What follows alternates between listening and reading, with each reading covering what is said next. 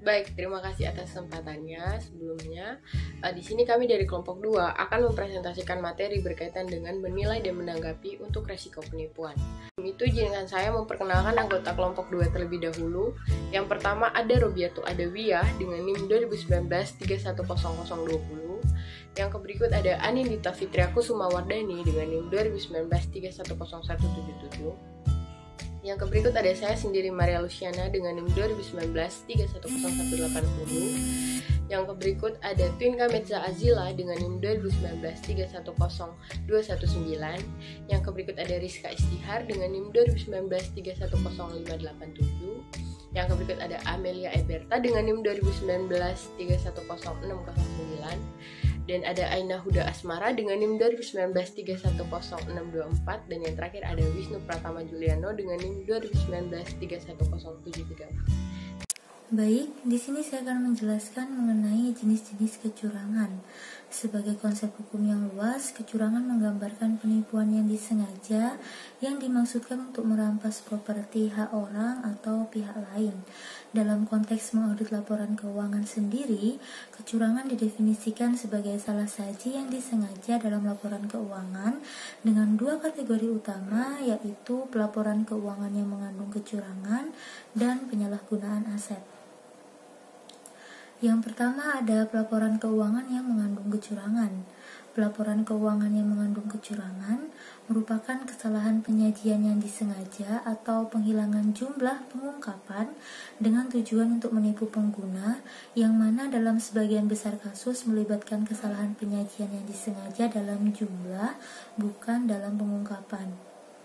Meskipun sebagian besar kasus pelaporan keuangan yang mengandung kecurangan itu melibatkan upaya untuk melebih-lebihkan pendapatan, baik dengan melebih-lebihkan aset dan pendapatan atau dengan menghilangkan kewajiban dan pengeluaran, perusahaan juga dengan sengaja mengecilkan pendapatan. Di perusahaan swasta, hal ini dapat dilakukan sebagai upaya untuk mengurangi pajak penghasilan. Perusahaan mungkin juga dengan sengaja mengecilkan pendapatan saat pendapatan tinggi untuk menciptakan cadangan pendapatan yang dapat digunakan untuk meningkatkan pendapatan di periode mendatang. Praktik semacam itu biasanya disebut sebagai perataan laba dan manajemen laba. Lalu yang kedua ada penyalahgunaan aset. Penyalahgunaan aset merupakan penipuan yang melibatkan pencurian aset entitas, yang mana dalam banyak kasus itu jumlah yang terlibat tidak material bagi laporan keuangan.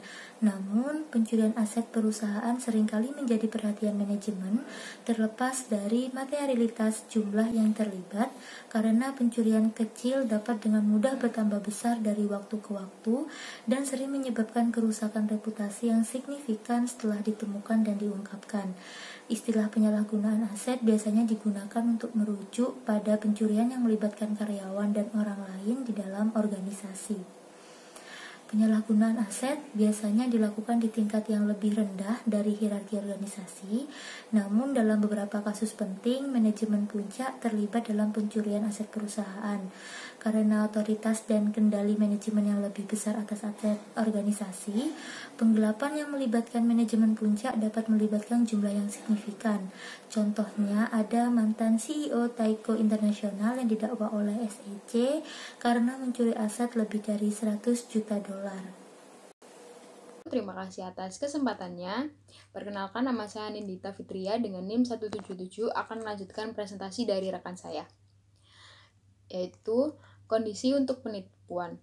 Yaitu terdapat 3 kondisi untuk kecurangan yang timbul dari pelaporan keuangan yang curang dan penyalahgunaan aset dijelaskan dalam standar auditing. Ketiga kondisi ini disebut sebagai segitiga penipuan, yaitu yang pertama, insentif atau tekanan. Manajemen atau karyawan lain memiliki insentif atau tekanan untuk melakukan kecurangan. Yang kedua, peluang. Keadaan memberikan peluang bagi manajemen atau karyawan untuk melakukan kecurangan. Dan yang terakhir, sikap atau rasionalisasi. Adanya sikap, karakter, atau seperangkat nilai etika yang memungkinkan manajemen atau karyawan untuk melakukan tindakan tidak jujur, atau mereka berada dalam lingkungan yang memberikan tekanan yang cukup besar yang menyebabkan mereka merasionalisasi untuk melakukan tindakan yang tidak jujur. Slide selanjutnya yaitu pertimbangan penting auditor dalam mengungkapkan kecurangan adalah mengidentifikasi faktor-faktor yang meningkatkan risiko kecurangan. Di bawah ini memberikan contoh-contoh, yaitu faktor risiko penipuan untuk masing-masing dari 3 kondisi penipuan untuk pelaporan keuangan penipuan. Dalam segitiga penipuan, pelaporan keuangan yang curang dan penyalahgunaan aset memiliki 3 kondisi yang sama, tetapi faktor risikonya berbeda. Pertama-tama kita akan membahas faktor-faktor risiko untuk pelaporan keuangan yang curang. Kemudian membahas faktor-faktor tersebut untuk penyalahgunaan aset. Kemudian dalam bab ini, penggunaan faktor risiko oleh auditor dalam mengungkapkan kecurangan akan dibahas. Yang pertama, faktor risiko penipuan. Stabilitas keuangan atau profitabilitas adalah ancaman dipengaruhi oleh kondisi ekonomi, industri, dan entitas operasi. Contohnya termasuk penurunan permintaan pelanggan yang signifikan dan peningkatan kegagalan bisnis baik dalam industri atau ekonomi secara keseluruhan. Yang kedua, faktor risiko peluang. Estimasi akuntansi yang signifikan melibatkan penilaian subjektif atau ketidakpastian yang sulit untuk diverifikasi. Lalu yang terakhir, faktor risiko sikap atau rasionalisasi. Komunikasi yang tidak tepat atau tidak efektif dan dukungan dari nilai-nilai entitas. Pada slide ini terdapat 3 kondisi yang sama berlaku untuk penyalahgunaan aset. Namun, dalam menilai faktor risiko, penekanan yang lebih besar ditempatkan pada insentif individu dan peluang untuk pencurian. Berikut ini terdapat contoh faktor risiko penipuan untuk masing-masing dari 3 kondisi penipuan untuk penyelewengan aset. Yang pertama, insentif atau tekanan. Tekanan keuangan adalah insentif umum bagi karyawan yang menyalahgunakan aset. Karyawan dengan kewajiban keuangan yang berlebihan atau mereka yang memiliki masalah penyalahgunaan narkoba atau perjudian dapat mencuri untuk memenuhi kebutuhan pribadi mereka. Yang kedua, peluang. Peluang pencurian ada di semua perusahaan.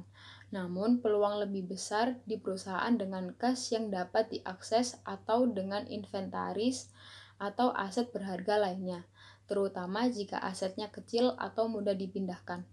Yang terakhir, sikap atau rasionalisasi.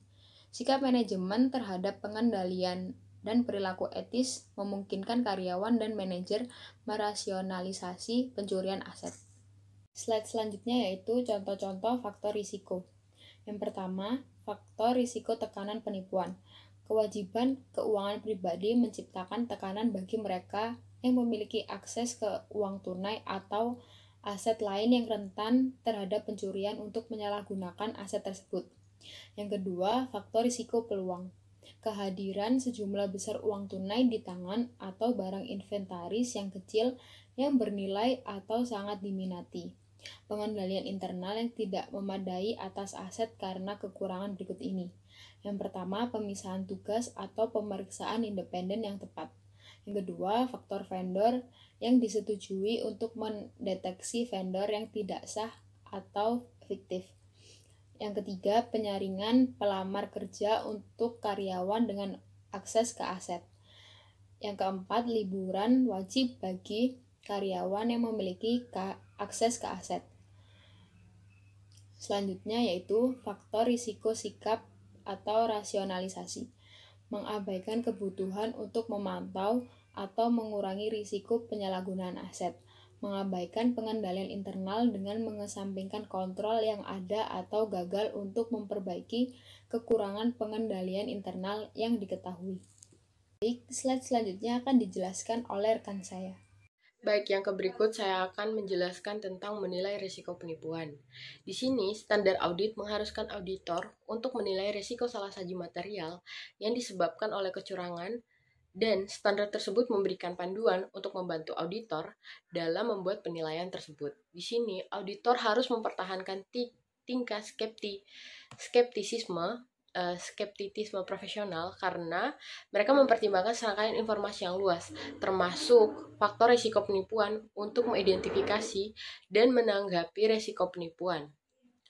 Di sini, auditor memiliki tanggung jawab untuk menanggapi resiko kecurangan dengan merencanakan dan melaksanakan audit untuk memperoleh keyakinan memadai bahwa salah saji material baik yang disebabkan oleh kecurangan atau kesalahan di sini telah terdeteksi. Selain itu juga, standar audit mengharuskan audit direncanakan dan dilakukan dengan sikap skeptisisme profesional dalam semua aspek perikatan, mengakui kemungkinan bahwa salah saji material dapat terjadi terlepas dari pengalaman auditor sebelumnya dengan integritas dan kejujuran manajemen klien dan pihak yang bertanggung jawab atas tata kelola. Dalam praktiknya, mempertahankan sikap skeptisisme profesional ini bisa jadi sulit karena terlepas dari beberapa contoh laporan keuangan penipuan profil tinggi yang baru-baru saja terjadi. Nah, untuk penipuan material jarang terjadi dibandingkan jumlah audit laporan keuangan yang dilakukan setiap tahun. Nah, kebanyakan auditor tidak akan pernah menghadapi kecurangan material selama mereka melakukan mendata laporan keuangan audit. Melalui penerimaan klien dan prosedur evaluasi berkelanjutan, auditor menolak sebagian besar mereka menolak sebagian besar klien yang potensial yang dianggap kurang jujur dan berintegritas. Baik, yang berikut saya akan menjelaskan tentang bagaimana para auditor menilai risiko penipuan dengan menggunakan sikap skeptisisme profesional.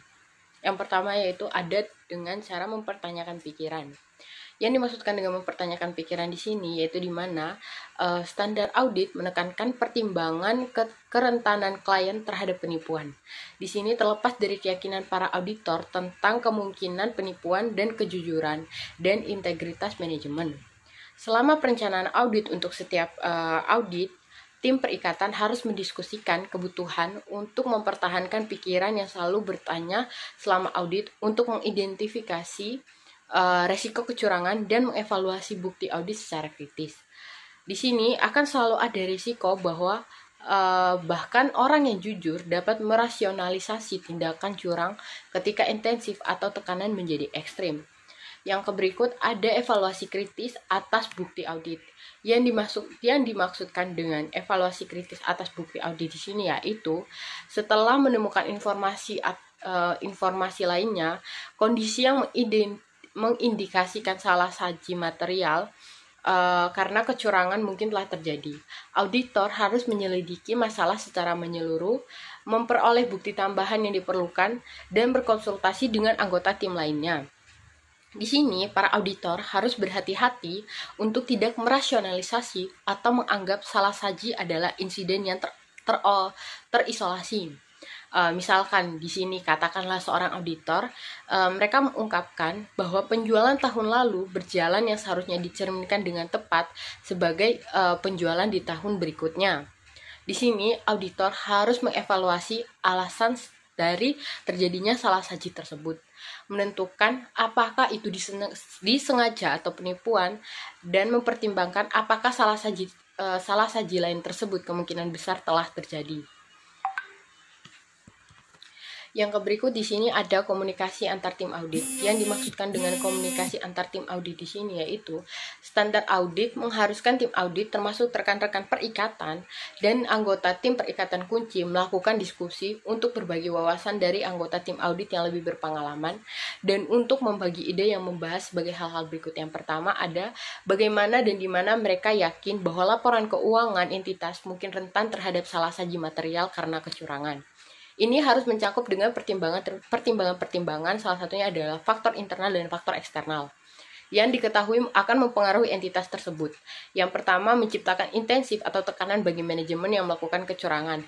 Yang kedua, memberikan peluang terjadinya kecurangan termasuk resiko manajemen, mengesampingkan pengendalian internal. Yang ketiga, menunjukkan budaya atau lingkungan yang memungkinkan manajemen merasionalisasi tindakan curang. Yang kedua, bagaimana manajemen dapat melakukan dan menyembunyikan pelaporan keuangan yang curang. Yang ketiga, bagaimana seseorang dapat menyalahgunakan aset entitas. Dan yang keempat, yaitu bagaimana auditor menanggapi kerentanan salah saji material yang disebabkan oleh kecurangan. Di sini diskusi tentang resiko kecurangan ini kemungkinan akan terjadi pada saat yang sama dengan diskusi tentang kerentanan laporan keuangan entitas terhadap jenis salah saji material lainnya.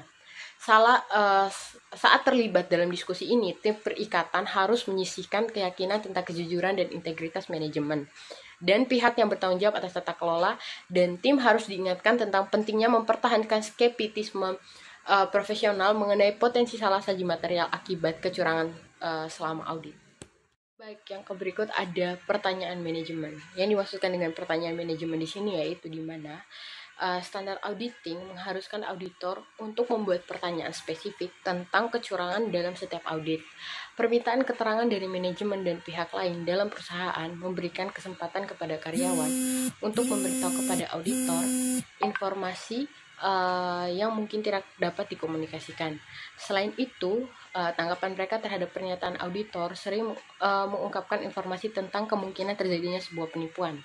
Di sini, permintaan keterangan auditor kepada manajemen harus membahas apakah manajemen mengetahui adanya kecurangan atau dugaan kecurangan dalam perusahaan.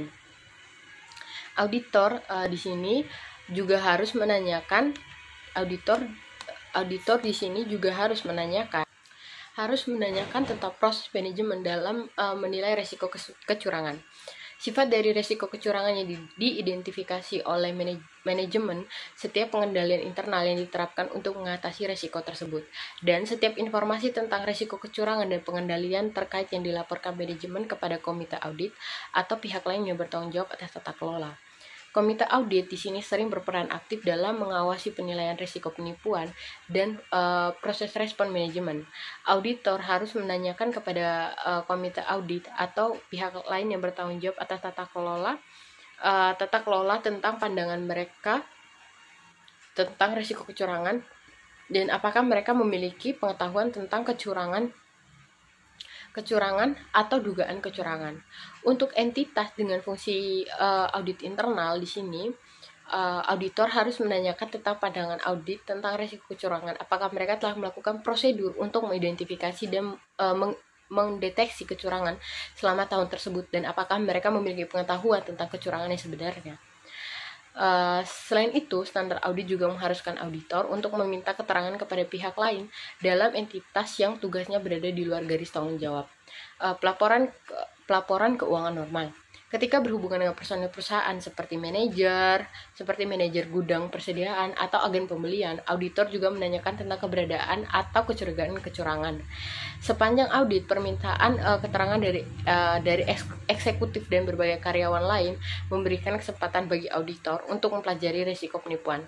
Ketika tanggapan tidak konsisten, auditor harus memberikan bukti audit tambahan untuk menyelesaikan ketidakkonsistenan dan mendukung atau menyangkal penilaian risiko awal.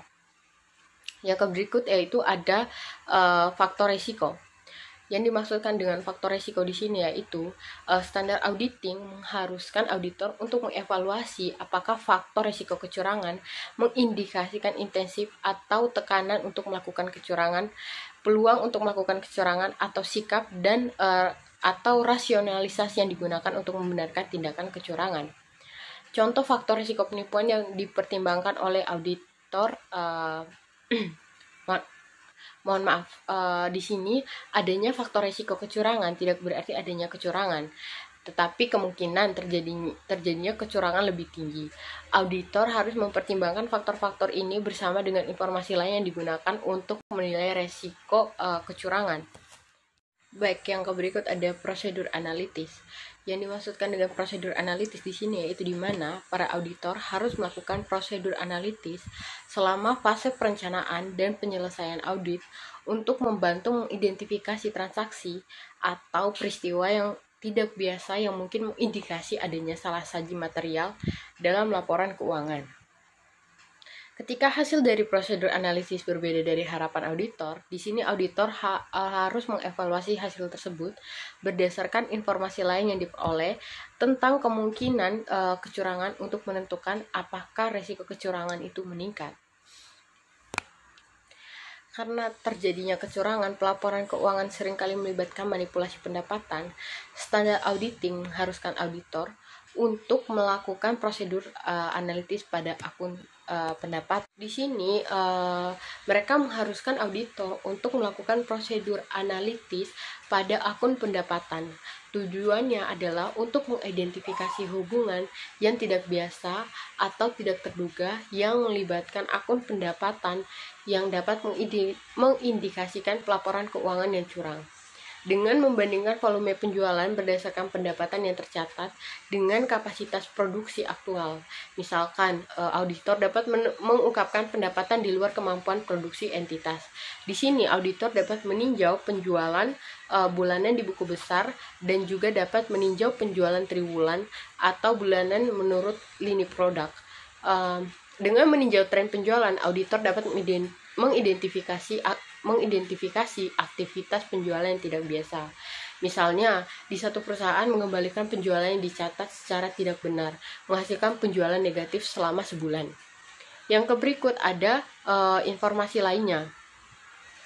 Yang dimaksudkan dengan informasi lainnya di sini yaitu auditor harus mempertimbangkan semua informasi yang telah mereka peroleh dalam setiap fase atau bagian dari audit mereka saat mereka menilai risiko kecurangan. Banyak prosedur penilaian risiko yang dilakukan auditor selama perencanaan untuk menilai salah saji material dapat mengidentifikasi peningkatan risiko kecurangan. Sebagai contoh, informasi tentang integritas dan kejujuran manajemen yang diperoleh selama prosedur penerimaan klien, permintaan keterangan dan prosedur analitis yang dilakukan sehubungan dengan penelahan auditor atas keuangan triwulan klien, dan informasi yang dipertimbangkan dalam menilai risiko bawaan dan risiko pengendalian yang dapat menimbulkan kekhawatiran auditor tentang kemungkinan salah saji terjadinya kekurangan. Sekian presentasi dari saya, yang berikutnya akan dilanjutkan oleh rekan saya. Terima kasih. Terima kasih atas kesempatannya. Saya Tunka Azila dengan NIM 20193102119. Di sini saya akan jelaskan tentang pengawasan tata kelola perusahaan untuk mengurangi risiko penipuan.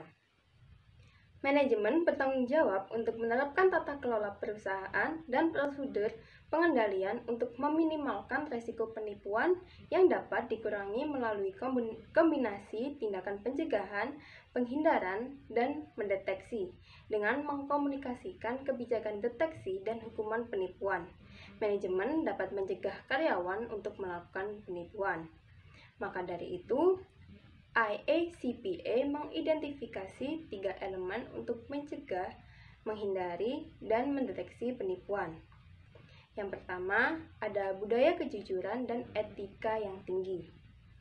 Yang kedua, tanggung jawab manajemen untuk mengevaluasi risiko kecurangan. Dan yang ketiga, pengawasan komite audit. Budaya kejujuran dan etika yang tinggi. Cara efektif untuk mencegah dan menghalangi penipuan adalah dengan menerapkan nilai-nilai inti yang dianut oleh perusahaan. Berikut nilai-nilai yang dapat membantu menciptakan budaya kejujuran dan etika yang mana dapat memberikan landasan bagi tanggung jawab pekerjaan karyawan. Yang pertama, tone the top. Sebuah setting the tone at the top berdasarkan kejujuran dan integritas memberikan landasan di mana kode etnik yang lebih rinci dapat dikembangkan untuk memberikan panduan yang lebih spesifik tentang perilaku yang diizinkan dan dilarang. Melalui tindakan dan komunikasinya, manajemen dapat menunjukkan bahwa perilaku tidak jujur dan tidak etis tidak dapat ditoleransi, meskipun hasilnya menguntungkan perusahaan. Yang kedua, menciptakan lingkungan tempat kerja yang positif. Penelitian menunjukkan bahwa tempat kerja yang positif dapat meningkatkan moral karyawan, yang mana dapat mengurangi kemungkinan karyawan untuk melakukan penipuan terhadap perusahaan. Karyawan juga harus memiliki kemampuan untuk mendapatkan nasihat secara internal sebelum membuat keputusan yang tampaknya memiliki implikasi hukum atau etika. Yang ketiga, mempekerjakan dan mempromosikan karyawan yang sesuai. Agar berhasil dalam pencegahan penipuan, perusahaan yang dikelola dengan baik harus menerapkan kebijakan penyaringan yang efektif untuk mengurangi kemungkinan mempekerjakan dan mempromosikan individu dengan tingkat kejujuran yang rendah, terutama mereka yang memegang posisi kepercayaan. Yang keempat, training. Semua karyawan baru harus dilatih tentang harapan perusahaan terhadap perilaku etis karyawan. Karyawan harus diberitahu tentang tugas mereka untuk mengkomunikasikan penipuan yang sebenarnya atau yang dicurigai dan cara yang tepat untuk melakukannya. Yang kelima, confirmation. Konfirmasi ini membantu memperkuat kebijakan kode etik dan juga membantu mencegah karyawan melakukan penipuan atau pelanggaran etika lainnya dengan menindaklanjuti pengungkapan dan non-balasan. Auditor internal atau pihak lain dapat mengungkap masalah yang signifikan. Dan yang keenam, disiplin. Karyawan harus tahu bahwa mereka akan dimintai pertanggungjawaban karena gagal mengikuti kode etik perusahaan. Selanjutnya, tanggung jawab manajemen untuk mengevaluasi risiko kecurangan. Yang pertama, mengidentifikasi dan mengukur risiko penipuan. Pengawasan penipuan yang efektif dimulai dengan pengakuan manajemen bahwa penipuan mungkin terjadi dan bahwa hampir semua karyawan mampu melakukan tindakan tidak jujur dalam situasi yang tepat. Pengakuan ini meningkatkan kemungkinan bahwa program dan kontrol pencegahan, penghindaran, dan deteksi penipuan yang efektif untuk diterapkan. Yang kedua, mengurangi risiko penipuan. Manajemen bertanggung jawab untuk merancang dan menerapkan program dan kontrol untuk mengurangi risiko penipuan dan dapat mengubah aktivitas bisnis dan proses yang rentan terhadap penipuan untuk mengurangi intensif dan peluang untuk penipuan. Yang ketiga, memantau program dan kontrol pencegahan penipuan. Untuk area risiko penipuan yang tinggi, manajemen harus mengevaluasi secara berkala apakah program dan pengendalian anti-fraud yang sesuai telah diterapkan dan beroperasi secara efektif. Selanjutnya, pengawasan komite audit. Komite audit ini memiliki tanggung jawab utama untuk mengawasi pelaporan komite audit yang memiliki tanggung jawab keuangan organisasi dan proses pengendalian internal. Sebagai subkomite Dewan Direksi, komite audit pada akhirnya bertanggung jawab untuk mengurangi risiko penipuan. Adapun upaya manajemen senior untuk melibatkan karyawan dalam melakukan atau menyembunyikan penipuan segera diungkapkan. Pengawasan dapat mencakup pelaporan langsung, temuan-temuan kunci oleh auditor internal kepada komite audit. Yang kedua, pelaporan berkala oleh petugas etika tentang whistleblowing. Dan yang terakhir, laporan lain tentang kurangnya perilaku etis atau dugaan penipuan. Sekian dari saya, slide selanjutnya akan dijelaskan oleh rekan saya. Terima kasih atas kesempatannya. Selanjutnya menanggapi resiko kecurangan atau penipuan. Ketika auditor mengidentifikasi resiko salah saji material karena kecurangan, standar auditing mengharuskan auditor untuk mengembangkan respon terhadap resiko tersebut pada 3 tingkat. Yang pertama, respon keseluruhan terhadap resiko kecurangan. Auditor dapat memilih di antara beberapa respon keseluruhan untuk peningkatan resiko kecurangan. Auditor harus mendiskusikan temuannya tentang resiko kecurangan dengan pihak manajemen dan melihat sudut pandang manajemen tentang potensi kecurangan dan pengendalian yang ada dirancang untuk mencegah atau mendeteksi salah saji. Jika resiko salah saji karena kecurangan meningkat, personel yang lebih berpengalaman dapat ditugaskan untuk mengaudit. Dalam beberapa kasus, spesialis kecurangan mungkin ditugaskan ke tim audit. Penekanan yang lebih besar juga harus ditempatkan pada pentingnya peningkatan skeptisisme profesional seperti sensitivitas yang lebih besar dalam pemilihan dan luasnya dokumentasi yang diperiksa untuk mendukung transaksi dan lebih banyak bukti yang menguatkan penjelasan manajemen tentang hal-hal yang tidak biasa yang dapat mempengaruhi laporan keuangan. Kedua, respon terhadap resiko kecurangan di tingkat asersi, melibatkan perubahan sifat, waktu, dan luas prosedur audit. Sifat prosedur perlu dimodifikasi untuk memperoleh bukti audit yang lebih andal dan relevan. Misalnya, auditor dapat memutuskan untuk memeriksa secara fisik aset tertentu daripada mengandalkan tentang pemeriksaan dokumentasi terkait aset tersebut. Waktu prosedur juga perlu dimodifikasi.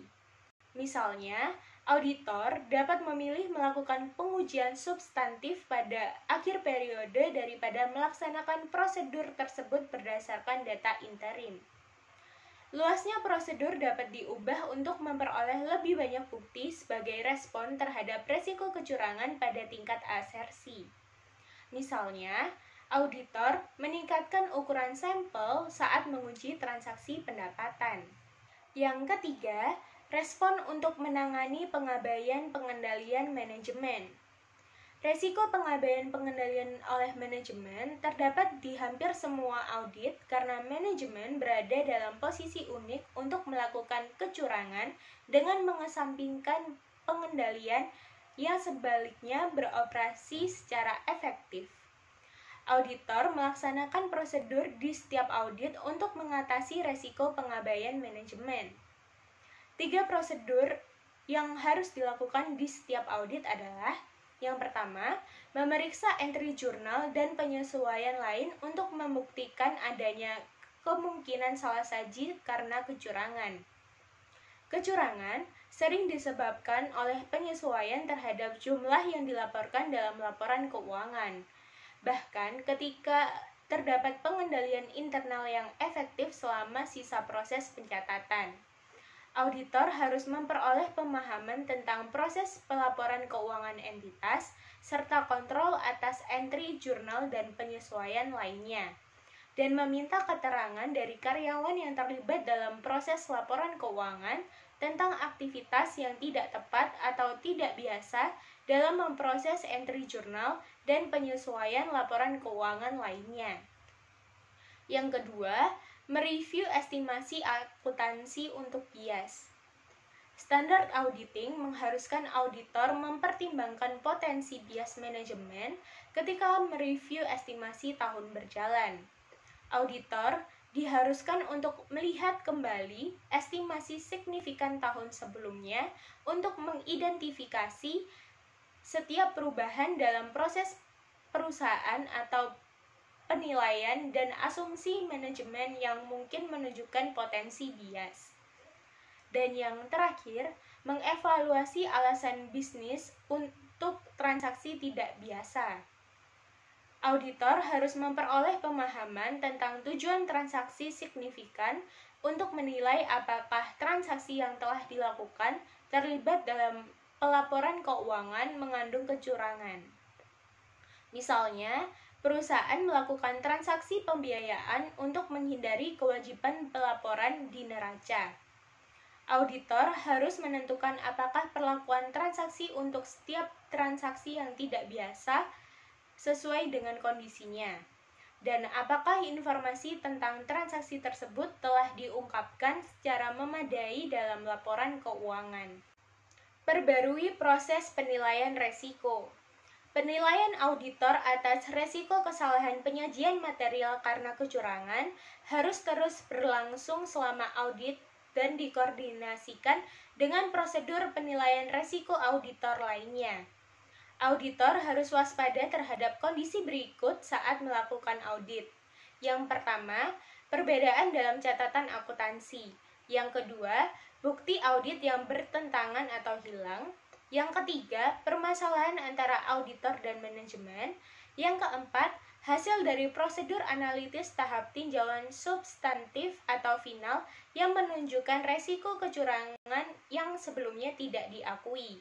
Dan yang terakhir, tanggapan atas pertanyaan yang dibuat selama audit yang tidak jelas atau tidak masuk akal atau yang menghasilkan bukti yang tidak konsisten dengan informasi lain.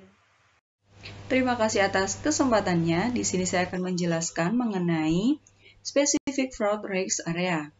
Bergantung pada industri klien, akun tertentu sangat rentan terhadap manipulasi atau pencurian. Nah, pada bagian ini, auditor telah dibekali dengan pengetahuan tentang gejala penipuan yang umum. Penipuan tetap sangat sulit untuk dideteksi. Namun, kesadaran akan kondisi kecurangan yang umum dan teknik deteksi kecurangan lainnya meningkatkan kemudahan untuk auditor mengidentifikasi salah saji yang disebabkan oleh kecurangan. Selanjutnya yaitu terdapat Fraudulent Financial Reporting Risks for Revenue. Sebagai akibat dari frekuensi penipuan pelaporan keuangan yang melibatkan pengakuan pendapatan, AICPA dan SEC mengeluarkan pedoman yang berhubungan dengan pengakuan pendapatan. Kemudian standar audit secara khusus membutuhkan auditor untuk mengidentifikasi pengakuan pendapatan sebagai resiko penipuan di sebagian besar audit. Penyajian pendapatan yang berlebihan seringkali meningkatkan laba bersih dengan pendapatan yang diakui sebelum waktunya. Dengan alasan lain, pendapatan rentan terhadap manipulasi adalah sulitnya menentukan waktu pengakuan pendapatan yang tepat dalam banyak situasi. Terdapat 3 jenis utama manipulasi pendapatan, yaitu yang pertama pendapatan fiktif, yang kedua pengakuan pendapatan prematur, yang ketiga yaitu manipulasi penyesuaian pendapatan.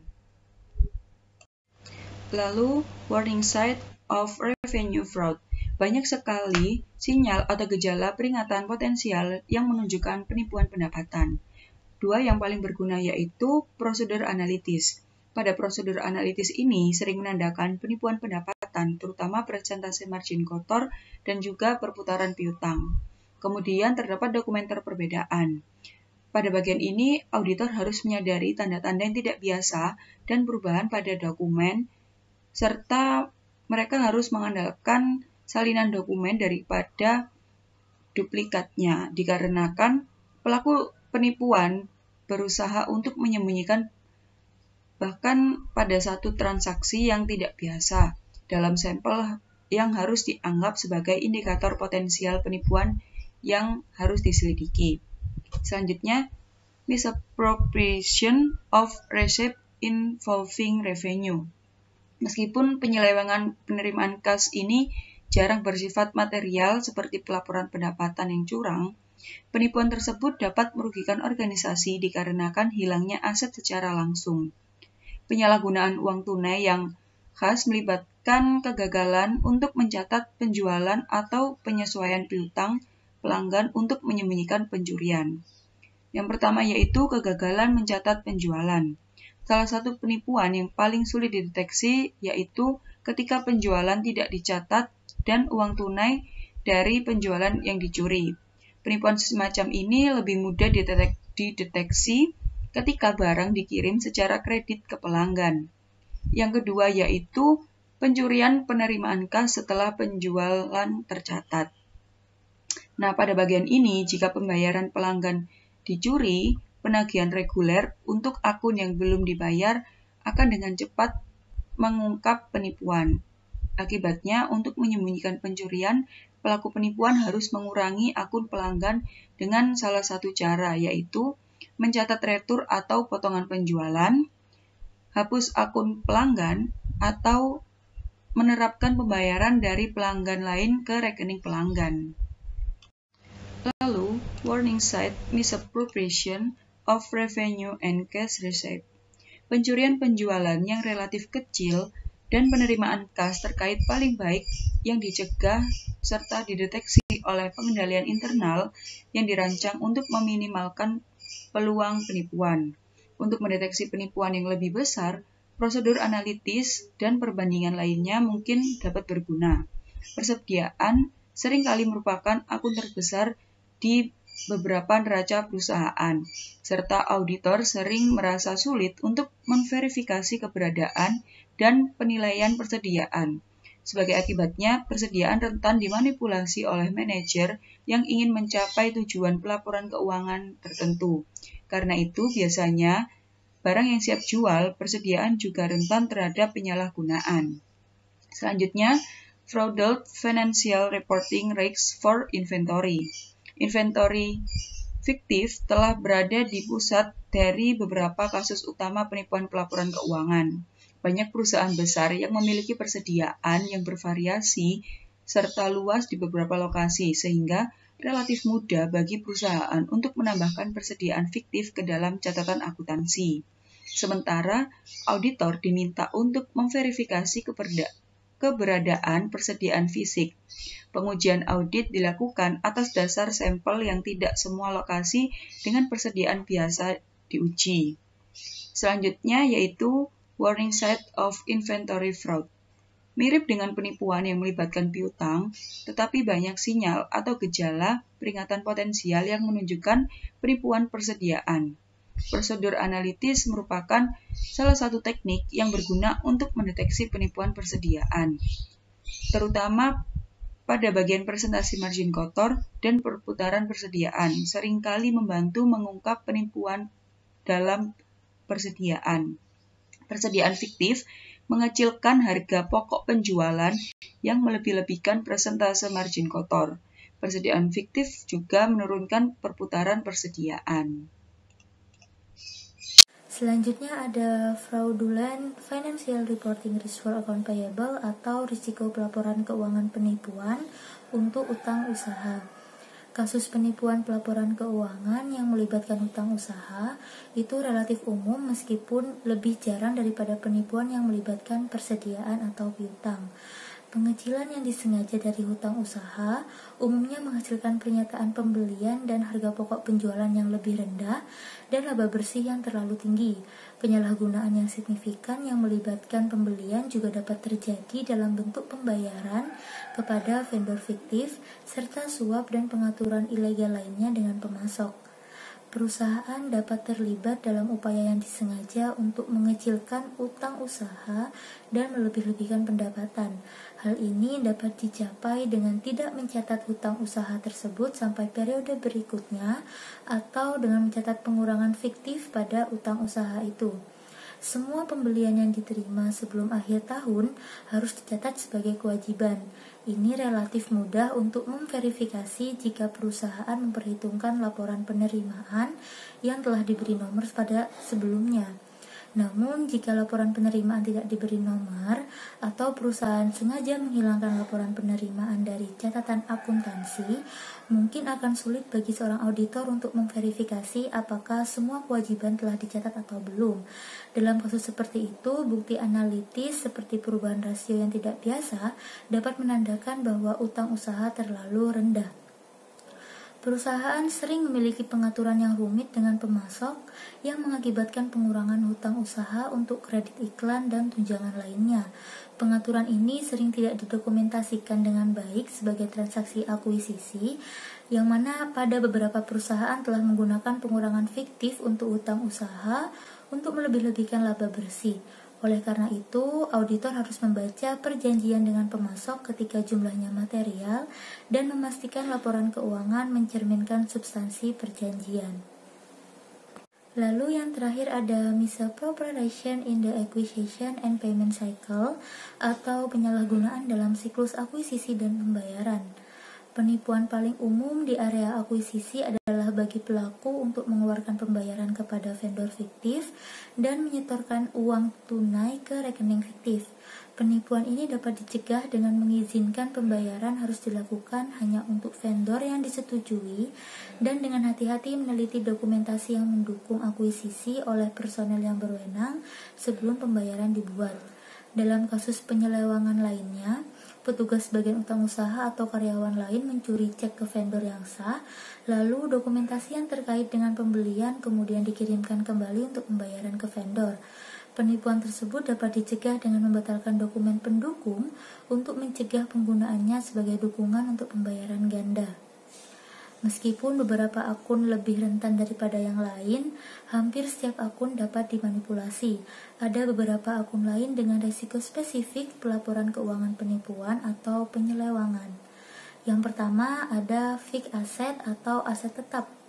Akun neraca besar bagi banyak perusahaan seringkali didasarkan pada penilaian yang ditentukan secara subjektif. Akibatnya, aset tetap dapat menjadi target manipulasi, terutama bagi perusahaan tanpa piutang atau persediaan material.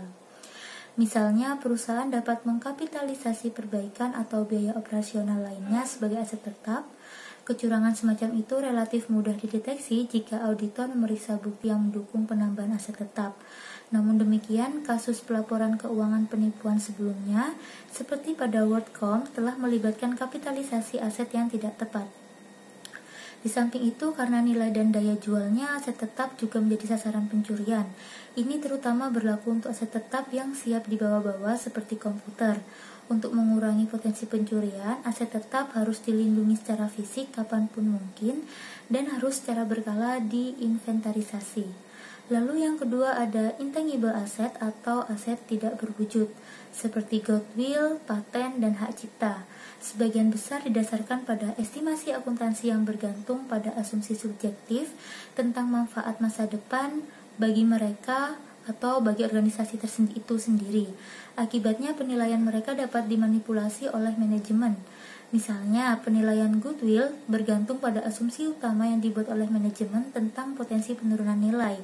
Untuk mengatasi risiko penipuan tersebut, auditor sering melibatkan spesialis seperti ahli penilaian bisnis untuk membantu mereka dalam mengevaluasi bukti audit yang terkait dengan jumlah yang dicatat oleh manajemen.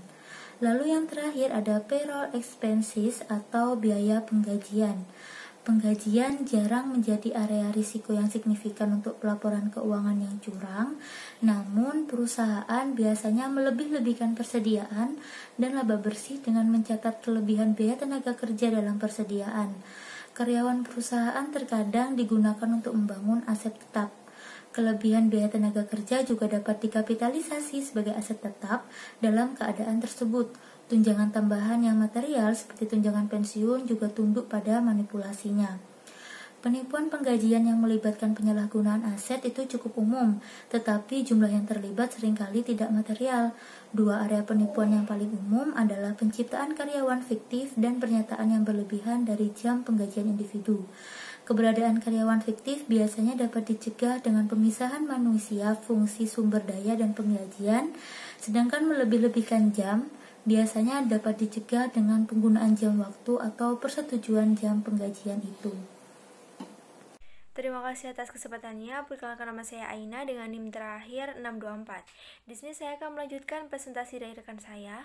Di sini saya akan menjelaskan mengenai tanggung jawab ketika penipuan dicurigai.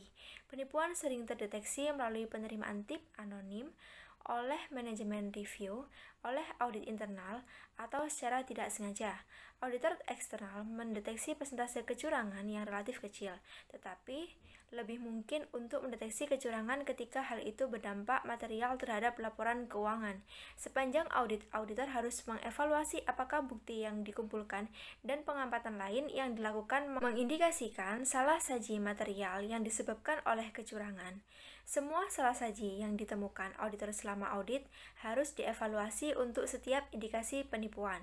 Ketika kecurangan dicurigai, auditor mengumpulkan informasi tambahan untuk menentukan apakah kecurangan tersebut benar-benar ada. Baik, selanjutnya yaitu use of inquiry atau yang disebut dengan penggunaan permintaan. Permintaan keterangan sebagai teknik bukti audit harus disesuaikan dengan tujuan penggunaannya. Tergantung pada tujuannya, auditor dapat mengajukan berbagai jenis pertanyaan dan mengubah nada wawancara. Selain itu, auditor juga harus menerapkan skeptisisme profesional ketika mereka mempertimbangkan bagaimana manajemen menanggapi pertanyaan auditor. Baik, selanjutnya yaitu kategori of inquiry atau yang disebut dengan kategori permintaan. Ada 3 kategori permintaan. Yang pertama yaitu seorang auditor menggunakan pertanyaan informasi untuk memperoleh informasi tentang fakta dan detail yang dimiliki auditor, biasanya tentang peristiwa atau proses masa lalu atau saat ini.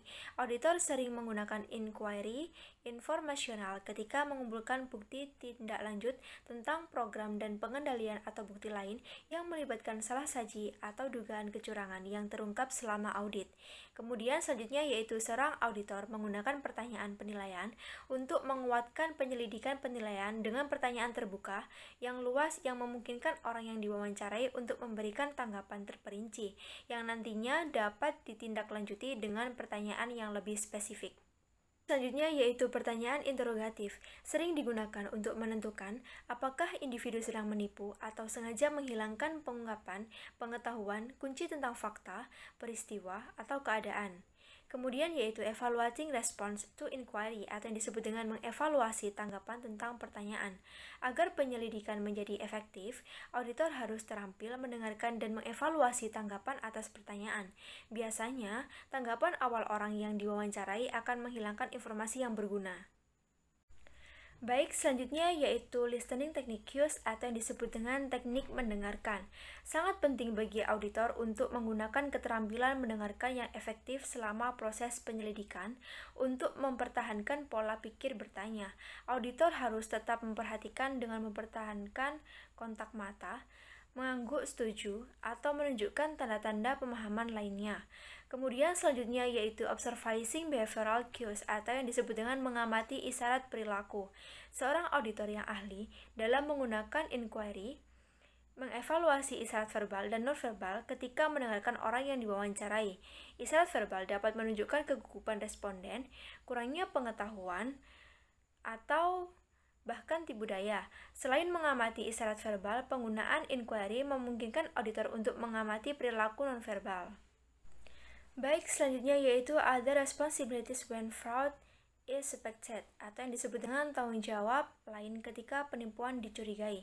Ketika auditor mencurigai bahwa kecurangan mungkin ada, standar audit mengharuskan auditor untuk memperoleh bukti tambahan untuk menentukan apakah kecurangan material telah terjadi. Auditor sering menggunakan inquiry seperti yang telah dibahas sebelumnya sebagai bagian dari proses pengumpulan informasi tersebut. Baik, selanjutnya yaitu audit software analysis atau yang disebut dengan analisis perangkat lunak. Auditor sering menggunakan perangkat lunak audit seperti ICL atau IDAI untuk menentukan apakah penipuan mungkin ada. Kemudian yaitu expanded substantive testing atau yang disebut dengan pengujian substantif yang diperluas. Auditor juga dapat memperluas prosedur substantif lainnya untuk mengatasi resiko kecurangan yang meningkat. Dalam beberapa kasus, auditor dapat mengkonfirmasi transaksi individual daripada seluruh saldo akun, terutama untuk transaksi besar yang dicatat mendekati akhir tahun. Baik, selanjutnya yaitu other audit implication atau yang disebut dengan implikasi audit lainnya. Standar auditing mengharuskan auditor untuk mempertimbangkan implikasinya terhadap aspek audit lainnya. Hal ini dapat menunjukkan kepada auditor kebutuhan untuk mengevaluasi kembali penilaian risiko kecurangan dan dampaknya terhadap sifat, waktu, dan luas bukti audit. Sekian presentasi dari saya, selanjutnya akan dilanjutkan oleh rekan saya. Terima kasih atas kesempatannya. Di sini saya akan melanjutkan presentasi dari rekan saya, yaitu ada mendokumentasikan penilaian penipuan. Standar audit mengharuskan auditor mendokumentasikan hal-hal berikut yang terkait dengan pertimbangan auditor atas salah saji material yang disebabkan oleh kecurangan. Yaitu ada keputusan signifikan yang dibuat selama diskusi di antara personel tim perikatan dalam merencanakan audit tentang kerentanan laporan keuangan entitas terhadap kecurangan material, termasuk bagaimana dan kapan diskusi terjadi dan siapa yang berpartisipasi.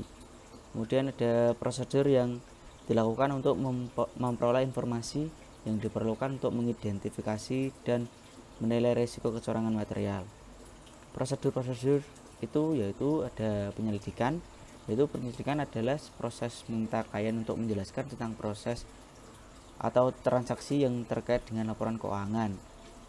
Misalnya, auditor dapat meminta klien untuk memahami lingkungan bisnis dan kontrol, atau mereka mungkin bertanya tentang transaksi atau saldo pada laporan keuangan. Kemudian ada pemeriksaan catatan atau dokumen. yaitu pemeriksaan catatan atau dokumen adalah proses pengumpulan bukti dengan memeriksa catatan atau dokumen.